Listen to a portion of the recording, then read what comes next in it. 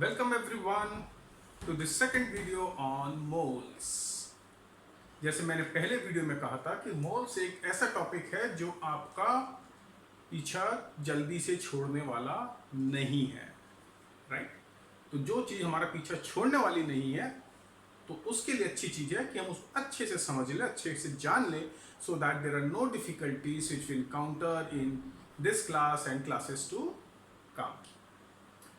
Last video में हम लोग ने मोल का नंबर कॉन्सेप्ट देखा था and where we had studied कि 1 mole is equal to 6.022 into 10 to power 23 particles and we called this number as Avogadro's number, right? और मैंने इस वीडियो में प्रॉमिस किया था कि इन द नेक्स्ट वीडियो हम देखेंगे कि ये नंबर जो 6.22 into 10 to power 23 है ये कैसे आया, और इसको समझने के लिए हमें मास के कॉन्सेप्ट में जाना पड़ेगा कि मोल और मास कैसे रिलेटेड है, और in other word how is moles related to, let's say, molecular weight of an element or of an compound, or we will look at relationship between moles and molar mass। तो ये रहेगा आज के हमारे video का focus. But सबसे पहले हम देखते हैं ये 6.022 into 10 to power 23 नंबर कहां से आया। तो उसके लिए हम डेफिनेशन देखेंगे, तो modern definition of mole which says that 1 mole contains that many particles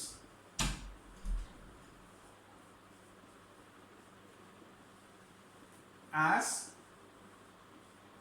there are atoms in 12 gram of C12 carbon isotope. अब देखिए ये डेफिनेशन देखने में इतनी कंफ्यूजिंग लगती है, इतनी डिफिकल्ट लगती है कि ज़्यादातर लोग जो केमिस्ट्री पढ़ते हैं मोल की डेफिनेशन को कभी देखते ही नहीं। तो बट ये मोल की डेफिनेशन हम केवल इसलिए देख रहे हैं कि हम ये देखेंगे कि नंबर कहाँ से आ रहा है। चलो इसको फोकस करते हैं। 1 mole contains that many particle, कितने पार्टिकल्स है 1 मोल के अंदर? That many particles which are there, or the number of particles in 1 mole is equal to number of atoms in 12 gram of C12 isotope। मतलब जितने carbon के atom आपको 12 ग्राम C12 में मिलेंगे। C12 क्या है? एक कार्बन का टाइप है। देखो सब एलिमेंट्स के डिफरेंट आइसोटोप्स होते हैं, ठीक है। तो जो हम कार्बन का आइसोटोप ले रहे हैं वो है C12। तो हम बोल रहे हैं कि 12 ग्राम अगर मैं कार्बन लेता हूं तो उसके अंदर कितने एटम्स हैं। जितने एटम्स 12 ग्राम के कार्बन में हैं उतने ही नंबर ऑफ पार्टिकल्स होते हैं एक मोल के अंदर। चलो इसको थोड़ा और ध्यान से देखते हैं। मानो मेरे पास ये कंटेनर है, इसके अंदर मैंने 12 ग्राम C12 ले रखा है, यानी 12 ग्राम कार्बन का C12 आइसोटोप इसके अंदर है, एंड दिस रिप्रेजेंट्स एटम्स, ठीक है। ये जो क्रॉस बना है दिस आर बेसिकली एटम्स। अब मुझे पता है कि जो एक कार्बन C12 एटम है उसका वेट होता है रफली 1.9926, आगे भी यूनिट्स आती हैं बट चलिए अभी हम इतना ही लेते हैं, 10 to power -23 grams.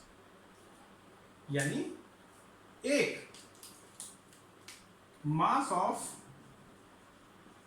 1 carbon atom is equal to 1.9926 into 10 to power -23 grams, ठीक है।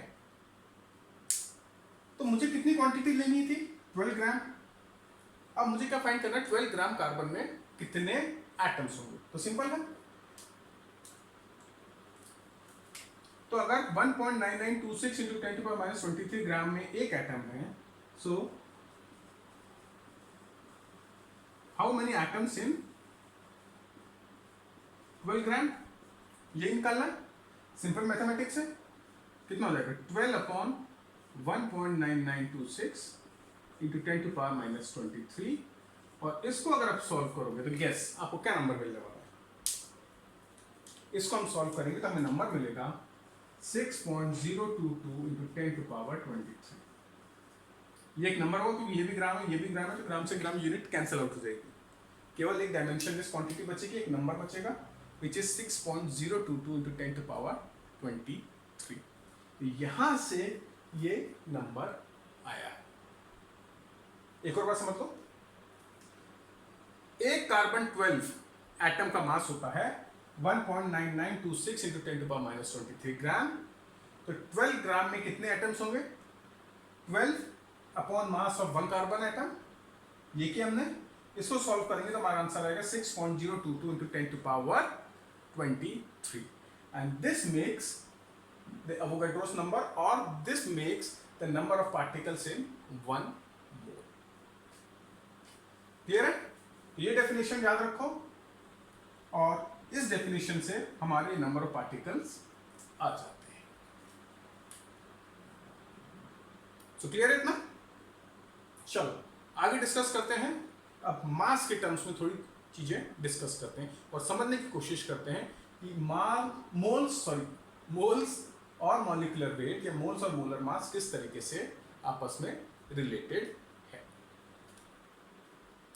तो चलिए मास के कॉन्सेप्ट, मास और मोल के रिलेशनशिप समझने के लिए हम 2-3 गैसेस का एग्जांपल लेंगे और डिराइव करेंगे रिलेशनशिप बिटवीन मोल्स और मोलर मास। चलो लेट्स कंसीडर ऑक्सीजन गैस। ठीक है, तो ऑक्सीजन गैस के अंदर वन एटम है जो ऑक्सीजन का,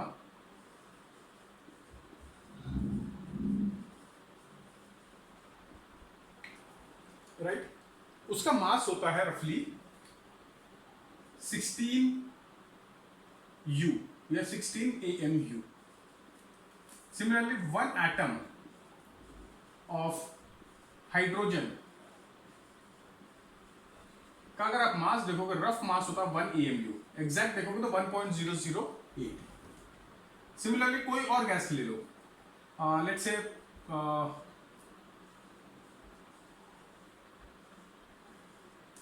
वन एटम ऑफ हीलियम लेते हैं।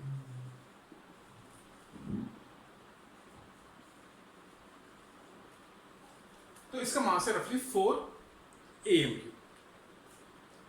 अब ये होता है एटॉमिक मास यूनिट। अब एटॉमिक मास यूनिट ये 1 AMU इज रफली equal to 1.66 something into 10⁻⁻24 grams. Okay, 1 AMU कितना ग्राम होता है, 1.66 इंटू 10⁻⁻24 ग्राम। अगेन ये नंबर देखो तो बहुत छोटा नंबर है, बहुत छोटा नंबर है। तो अगर हमें इस तरह के नंबर में बात करनी पड़े, इस टर्म में बात करनी पड़े, तो मुझे आपको अपनी बात समझाने में बहुत मुश्किल होगी, आपको मेरी बात समझने में बहुत ज्यादा मुश्किल होगी। तो हमने क्या किया, हमने एक दूसरा यूनिट डिराइव करी, और दूसरी यूनिट हमने इस तरीके से डिराइव करी कि ये बोलने की बजाय मैं उसको एक सिंपल नंबर में मास को बोल सकूं। जैसे जो मैंने यूनिट डिराइव करी, डिफाइन करी, उसके अंदर मेरे को अगर हाइड्रोजन का मास बताना हो ग्राम्स के अंदर, तो मुझे 1.66 इंटू 10⁻⁻24 ग्राम बताने की बजाय मैं उसे सिंपली बोल सकता हूं 1G। हीलियम का मास मैं बोल सकता हूं 4G, और ऑक्सीजन के मास को मैं स्पेसिफाई कर सकता हूं 16G।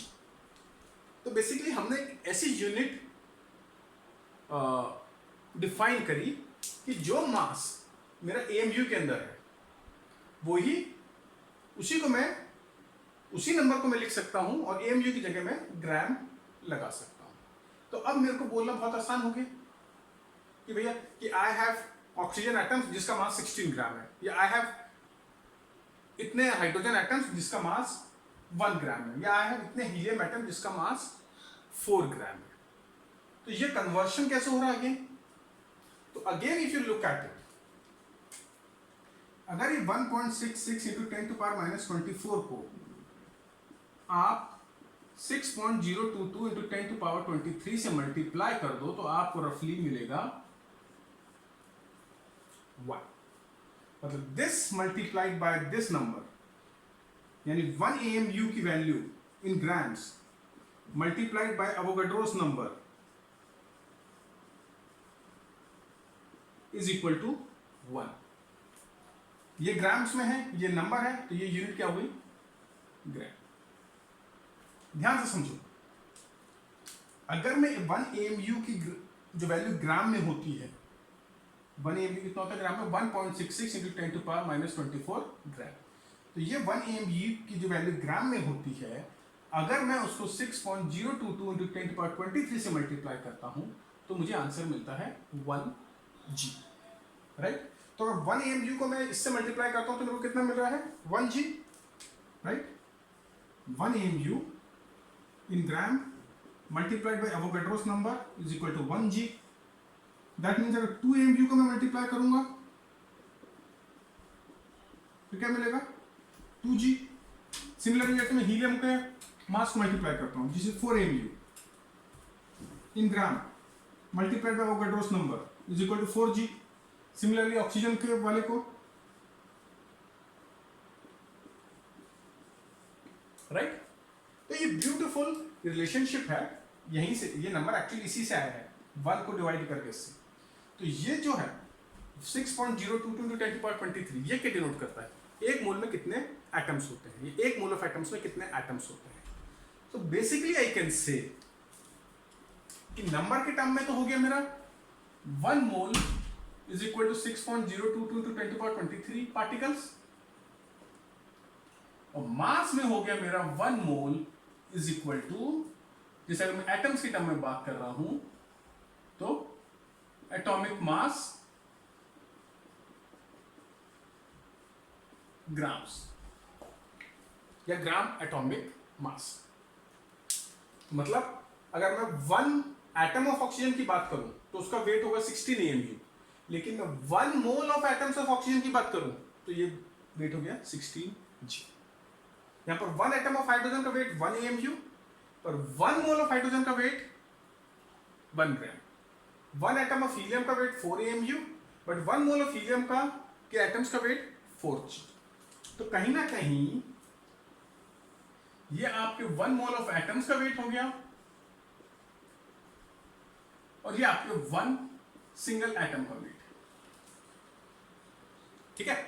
तो जब हम सिंगल एटम के वेट की बात करते हैं तो हम बात करते हैं AMU में। एक ऑक्सीजन का एटम 16 AMU, एक हाइड्रोजन का एटम 1 AMU, एक हीलियम का एटम 4 AMU, एक कार्बन का एटम 12 AMU, ये शॉर्ट फॉर्म U। बट जब हम रियल लाइफ में बात करते हैं तो हम कभी भी एक एटम के मास की हमें चिंता ही नहीं रहती, हम लोग हमेशा बहुत ज्यादा क्वांटिटी की बात करते हैं, हम ग्राम्स में बात करते हैं। तो हम बोलते हैं 1 mole of atoms of oxygen 16 gram, 1 mole of atoms of hydrogen 1 gram, 1 mole of atoms of helium 4 gram.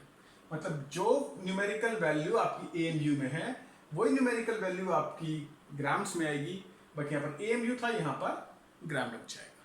Conversion नहीं कर रहे हैं हम लोग, कन्वर्शन करता तो मैं इसको इससे मल्टीप्लाई करता, ये कन्वर्शन नहीं है, ये तो जो ये न्यूमेरिकल वैल्यू है उसके आगे यूनिट हटाकर मैंने AMU हटाकर G कर दी। ओके, तो ये है तुम्हारा मोटा मोटा मोल का और मास का कॉन्सेप्ट। तो ये अभी हमने बात करी 1 मोल ऑफ एटम्स की, कि अगर एक एटम का मास XU है तो 1 मोल ऑफ एटम्स का मास X ग्राम होगा, राइट? क्लियर है इतना? अब इसी कॉन्सेप्ट को हम एक्सटेंड करते हैं टुवर्ड्स मॉलिक्यूल्स, ओके? और उसके बाद हम न्यूमेरिकल्स सॉल्व करके इस कॉन्सेप्ट को क्लियर करेंगे। तो अब हम देखते हैं मॉलिक्यूल्स और moles, mass of molecule versus mass of moles of molecule. तो अगर मैं बात करता हूं let's say one molecule of oxygen, one molecule of oxygen यानी O2, 2 ऑक्सीजन एटम्स। तो एक ऑक्सीजन एटम का मास होता था 16U, तो दो एटम्स का मास हो जाएगा 32U, ये 32 AMU। Similarly one molecule of let's say hydrogen 2 AMU। अब मैं लेता हूं let's say one molecule of nitrogen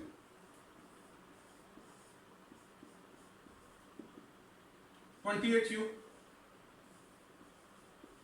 एक और एग्जांपल लेते हैं, one molecule of ozone O3, 3 atoms oxygen के, तो 16 × 3 48 AMU। ये किसका मास है? एक मॉलिक्यूल का। तो जैसे हमने एटम्स के अंदर किया था, हम इसको 6.022 × 10⁻23 से मल्टीप्लाई कर देंगे, तो हमें पता है 32 AMU किस में कन्वर्ट हो जाएगा? 32G में।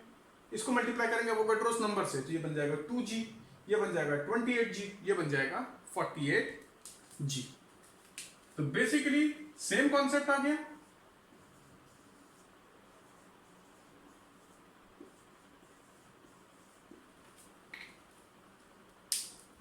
तो when I'm saying 1 mole of molecules, so basically what I mean is 1 mole of molecule will have the same mass as the one molecule of that compound but in grams। जैसे एक molecule oxygen का मास 32 AMU, तो एक मोल of oxygen का mass 32G। One mole of hydrogen का mass, sorry one molecule of hydrogen का mass 2 AMU, तो one molecule of hydrogen gas, एक हाइड्रोजन मॉलिक्यूल्स का mass 2G। One mole of nitrogen का मास 28G, क्योंकि one molecule of nitrogen का मास कितना है? 28 AMU। One molecule of ozone का मास होता है 48 AMU, तो वन मोल ऑफ ओजोन का मास हो जाएगा 48G। तो कुछ नहीं करना, जब हम मोल्स के अंदर बात कर रहे हैं तो हमें उस कंपाउंड का मॉलिक्यूलर वेट लेना है और उसके आगे ग्राम लगा देना है, तो वो उसका मोल, वन मोल का मास हो जाएगा। एक कंफ्यूजन जो हमेशा रहता है बच्चों को कि सर क्वेश्चन में ऑक्सीजन दिया तो ऑक्सीजन एटम लूं कि ऑक्सीजन मॉलिक्यूल लूं, हाइड्रोजन दिया हाइड्रोजन एटम्स लूं कि हाइड्रोजन मॉलिक्यूल्स लूं। तो इसको इंपॉर्टेंट है, नोट कर लो, अगर ऑक्सीजन गैस बोलता है, अगर हाइड्रोजन गैस है, अगर नाइट्रोजन गैस है, तो हम मॉलिक्यूल्स की बात कर रहे हैं। अगर हमें एटम्स के टर्म में बात करनी है तो मेरे को स्पेसिफिकली स्पेसिफाई करना होगा atoms of oxygen, atoms of hydrogen. तो अगर atoms of oxygen, atoms of hydrogen specified नहीं है, simply oxygen, hydrogen, nitrogen gas specified है, तो मतलब मॉलिक्यूल्स। ओके, क्लियर है? अगर कुछ स्पेसिफाइड नहीं है तो मॉलिक्यूल्स, और अगर एटम्स होंगे तो स्पेसिफाइड होगा कि ये एटम्स की बात हो रही है। तो एक बार मैं समराइज कर देता हूं, अगर एक एटम का मास लेट्स से एटम 1 मोल, अगर एक एटम का मास x AMU है, यहां पर x की कुछ भी वैल्यू हो सकती है, तो 1 मोल का मास x ग्राम होगा। सिमिलरली अगर वन मॉलिक्यूल का मॉलिक्यूलर वेट y AMU है, तो एक मोल का y ग्राम्स होगा। तो कुछ नहीं करना है, जो भी एक एटम का वेट है उसको g में कर दो, वो एक मोल ऑफ एटम का वेट हो गया। जो भी वेट एक मॉलिक्यूल का है उसके आगे g लगा दो, तो वो तुम्हारा एक मोल का वेट हो गया। तो ये कॉन्सेप्ट है तुम्हारा, ये रिलेशनशिप है between mole and weight, mass. Okay, चलो आगे देखते हैं। तो क्वेश्चंस करने पहले से एक टर्म और समझ लें, विच इज मोलर मास। क्या टर्म है?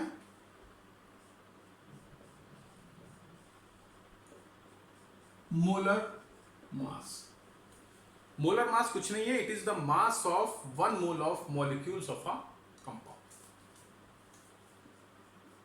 mass of 1 mole of molecule of a compound.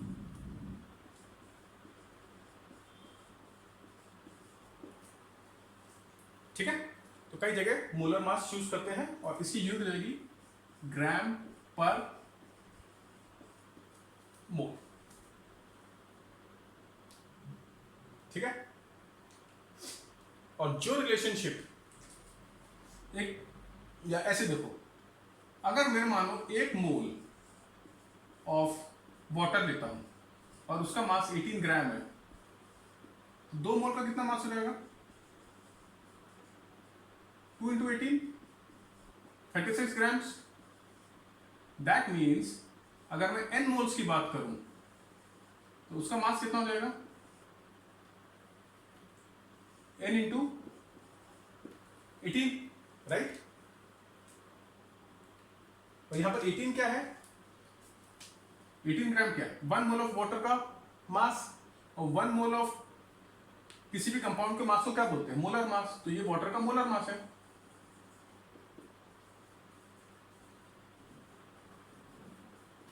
Right, तो क्या रिलेशनशिप आ गई मेरी? ये हो गया आपका mass of 1 mole of water, this is mass of 2 moles of water, this is mass of n moles of water. तो मैं लिख सकता हूं कि टोटल मास से given mass is equal to number of moles n into molar mass, और n is equal to W upon molar mass।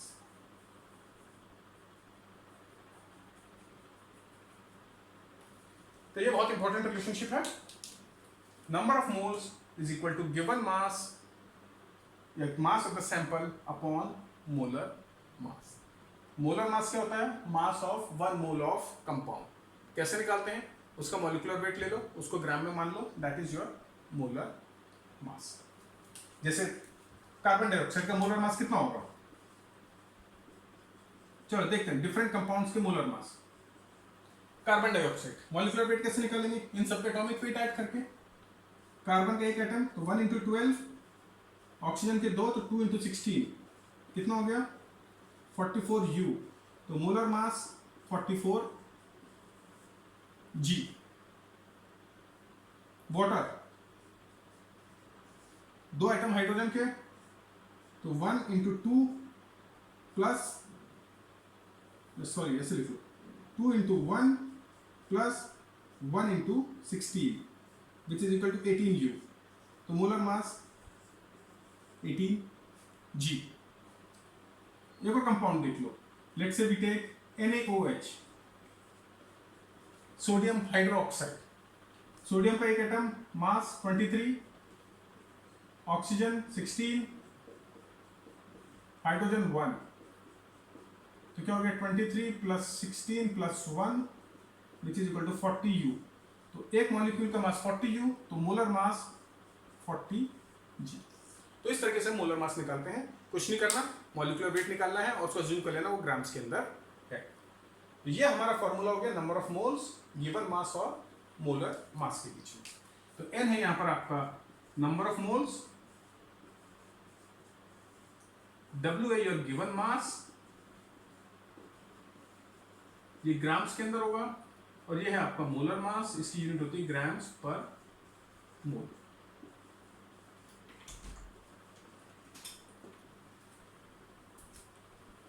तो ये इंपॉर्टेंट फॉर्मूला है जो आप बहुत सालों तक यूज करने वाले, तो उसको समझ लो और इसको नोट कर लो।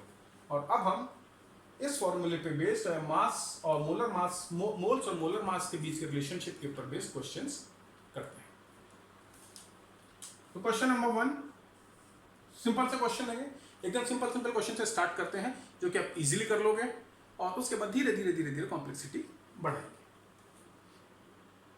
मतलब एक क्वेश्चन को देखकर आप बोलोगे सर सिंपल क्वेश्चन क्यों करा रहे हो, ये सब तो हम ओरली बता देते हैं, पर ठीक है एक बार सिंपल क्वेश्चन कर लेते हैं, उसके बाद little complicated question. So find the mass of A 3 moles of carbon monoxide,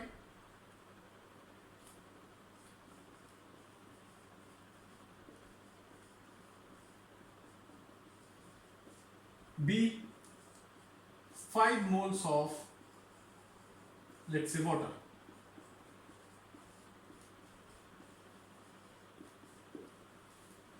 कहीं होगा तो आंसर आ भी गया होगा अब तक। चलिए फिर भी हम लोग सॉल्व करके देखेंगे और फिर डिफिकल्ट क्वेश्चंस पे बढ़ेंगे।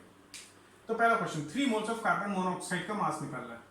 तो गिवन क्या है हमें, n 3 मोल्स, हमें मास निकालना है।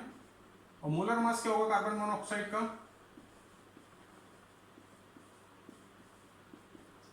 कार्बन का एटॉमिक वेट 12 और एक ही एटम है तो 12, ऑक्सीजन का भी एक एटम है, एटॉमिक वेट 16 तो 28, जी लगा दिया तो मोलर मास बन गया। और फॉर्मूला सिंपल सा, n is equal to W upon M, so 3 is equal to W upon 28 which implies w is equal to 3 into 28, 84 grams. ठीक है, क्लियर। चलो बी पार्ट करें। ये ए पार्ट हो गया था, अब बी पार्ट। अगेन क्या गिवन है, नंबर ऑफ मोल्स कितने इसमें 5, अगेन मास निकालना, गिवन मास। और मोलर मास किसका यूज करेंगे इस बार हम, किसकी बात हो रही है, वाटर की। भाई अगर मैं वाटर का मास निकालना तो वाटर का मोलर मास यूज करेंगे, राइट, कंफ्यूजन ही नहीं होना चाहिए। वाटर का क्या होता है, H2O, 2 हाइड्रोजन यानी 2 इंटू 1 प्लस 1 इंटू 16, 18, जी लगा दिया मोलर मास। फिर से फॉर्मूला लगाया, n is equal to W upon M, values डाली, 5 is equal to W upon 18 which implies w is equal to 5 into 18 which is equal to 90 grams. हो गया, simple question है। तो ये हमने देखा मोल्स को मास में कैसे कन्वर्ट करते हैं।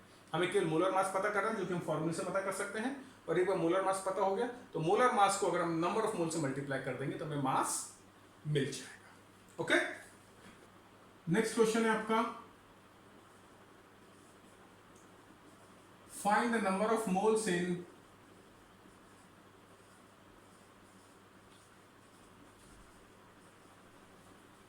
A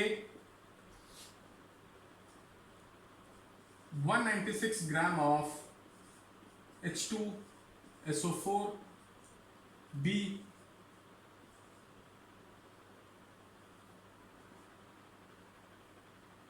70, सॉरी इसको ले लेते हैं हम 132 ग्राम्स ऑफ कार्बन डाइऑक्साइड। ठीक है, पिछले क्वेश्चन में हमें मोल्स दिया था, हमने मास निकाला था, इसमें हमें मास दिया है, हमें मोल्स निकाला है। फॉर्मूला सेम यूज करना है, बस वैल्यू पुट इन करनी है। तो चलो फर्स्ट पार्ट क्या दिया है, W। बहुत लोग कंफ्यूज करते हैं, 196 ग्राम को मोलर मास मान लेंगे, नहीं, ये क्या है 196 ग्राम ऑफ H2SO4, ये मास है, गिवन मास है। यूनिट देखो ग्राम है, ग्राम पर मोल नहीं है। हमें निकालना number of moles, molar mass किसका, जिसका मास किसका H2SO4 का, तो molar mass of H2SO4 1 into 2 2, sulphur का 32, ऑक्सीजन का 16 तो 16 इंटू 4 64 यानी 98 ग्राम पर मोल। ठीक है, वापस फॉर्मूला लगाया, n is equal to W upon molar mass which implies n is equal to 196 upon 98, ये कट जाएगा, 2 बचेगा तो आंसर आ गया 2 मोल्स। सिंपल क्वेश्चन था, exactly like previous one, but उसमें n दिया था, हमने w निकाला था, इसमें w दिया है, n निकाला है। सेम क्वेश्चन है नेक्स्ट वाला भी, चलो करके देख लेते हैं। इसमें w दिया हुआ है 132 ग्राम, n निकालना है, मोलर मास अब हम किसका यूज करेंगे, कार्बन डाइऑक्साइड का। तो कितना होता है, कार्बन का 12, ऑक्सीजन का 16 इंटू 2 यानी 32, कितना हो गया 44 G। अगेन फॉर्मूला लगा n is equal to W upon molar mass which is equal to 132 upon 44। इसको डिवाइड करोगे तो ये 3 बचेगा, तो आंसर हो गया 3 मोल्स। क्लियर है? तो हमने मास को मोल्स में, मोल्स को मास में करना सीख लिया।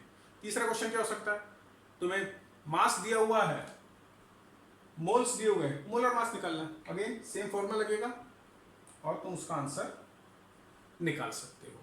तो ये कुछ क्वेश्चंस हैं जो मास और मोल्स की रिलेशनशिप के ऊपर बेस्ड है।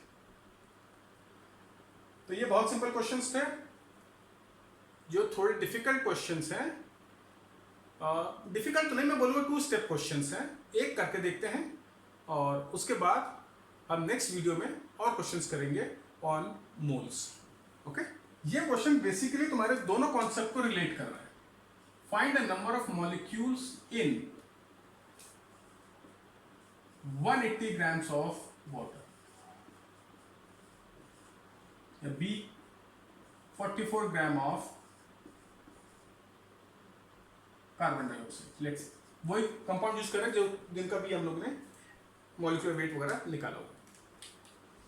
तो देखो यहां पर हमें नंबर ऑफ मॉलिक्यूल्स निकालने और हमें मास दिया हुआ है। एक चीज हमेशा याद रखो, मास मॉलिक्यूल्स नंबर और बीच में आता है मोल्स। तो हमें बेसिकली ऐसे या ऐसे प्रोसीड करना चाहिए। क्या मतलब है उसका, अगर मास दिया मॉलिक्यूल्स निकालना है तो मास को पहले मोल्स में कन्वर्ट कर दो, फिर मोल्स को मॉलिक्यूल्स में। मॉलिक्यूल्स दिए और मास निकालना है तो मॉलिक्यूल्स को पहले मोल्स में कन्वर्ट किया, मोल्स को फिर मास में। तो बेसिकली मास और नंबर ऑफ मॉलिक्यूल्स या मास और नंबर ऑफ एटम्स के बीच में जो चीज है जो इन दोनों को ज्वाइन करती है वो है मोल्स। और ये हमने लास्ट क्लास में पढ़ा था कि number of moles into 6.022 into 10 to the power 23, ये आपको दे देते हैं मॉलिक्यूल्स, और ये अभी हमने पढ़ा है n is equal to W upon n। ठीक, तो यही कुछ हमें यहां करना है। तो अगर पहला क्वेश्चन देखूं, क्या दिया होगा, W इज इक्वल टू 180 ग्राम और वाटर दिया है, तो मोलर मास कितना हो गया 18, वाटर 18 होता है 2 + 16। अब मुझे नंबर ऑफ मॉलिक्यूल्स निकालना है, तो मैं क्या बोल रहा हूं, पहले मैं मास को मोल्स में कन्वर्ट करूंगा। वो सब आपको आता है, n is equal to W upon molar mass which is equal to 180 upon 18 टक टक which is equal to 10 moles. ये स्टेप 1 खत्म। स्टेप 2 में मोल्स को हम कन्वर्ट कर देंगे मॉलिक्यूल्स में। तो कितने मॉलिक्यूल्स हो जाएंगे,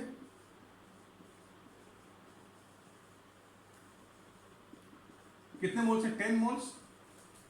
तो जाएगा 10 into 6.022 into 10 to the power 23 which is equal to 6.022 into 10 to the power 24, 23 + 1 24।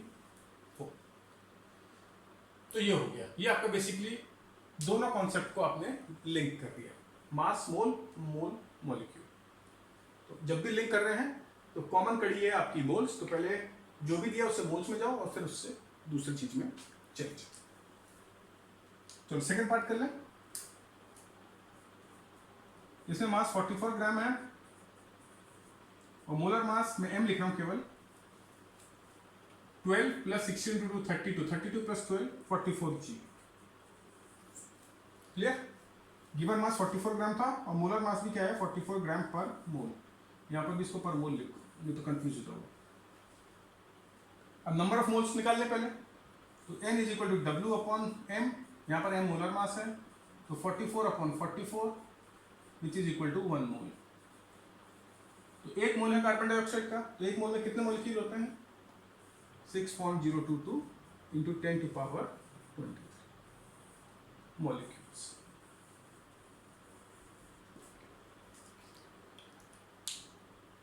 तो ये दूसरा क्वेश्चन। तो आज की वीडियो में हम इतना ही करेंगे। आज की वीडियो में हमने स्पेसिफिकली कवर किया मोल और मास के बीच में रिलेशनशिप। हमने देखा कि अगर हम एटम्स की बात कर रहे हैं तो एक एटम का जो भी मास है, अगर एक एटम का मास x AMU है तो 1 मोल ऑफ एटम्स का मास xg या x ग्राम हो जाएगा। अगर हम मॉलिक्यूल के टर्म में बात करें तो एक मॉलिक्यूल का मास अगर x AMU है तो 1 मोल ऑफ मॉलिक्यूल्स का मास x ग्राम हो जाएगा। और 1 मोल ऑफ मॉलिक्यूल्स के मास को हम क्या बोलते हैं? मोलर मास या ग्राम मॉलिक्यूलर वेट। और फाइनली हमने देखा था relationship between number of moles, given mass and molar mass, and that relationship was N is equal to W upon molar mass. N number of moles था, W given mass था और molar mass पता ही है। और फिर हमने questions करे और लास्ट में हमने देखा किस तरीके से हम मोल मास कॉन्सेप्ट और मोल्स नंबर कॉन्सेप्ट को लिंक कर सकते हैं through the common point which is moles. तो आई होप आपको ये लेक्चर पसंद आया होगा, आपको मोल्स और मास के बीच का रिलेशनशिप क्लियर होगा। नहीं है तो इस वीडियो को ध्यान से देखो, फिर से देखो, कुछ भी डाउट है तो मेरे को मैसेज करके पूछ लो। इट इज एक्सट्रीमली एसेंशियल कि ये कॉन्सेप्ट आपको एकदम क्लियर हो, ये दोनों कॉन्सेप्ट आपको एकदम क्लियर हो। ये दो कॉन्सेप्ट आपको एकदम क्लियर है तो आप ये मान के चलो कि केमिस्ट्री के न्यूमेरिकल्स, क्वांटिटेटिव केमिस्ट्री आपके लिए रिलेटिवली इजी हो जाएगी। आगे जितनी भी चीजें आप पढ़ोगे ज्यादातर चीजों में ये कॉन्सेप्ट यूज होगा। तो अगर यही कॉन्सेप्ट क्लियर नहीं है तो नया कॉन्सेप्ट कैसे लर्न करोगे? तो भले ही आपको ज्यादा टाइम लगता हो, जितना भी टाइम लग रहा हो स्पेंड करो, पर ये कॉन्सेप्ट एकदम क्लियर रखो। ठीक है? So we will meet soon with the next video. So till then, goodbye and have a nice time.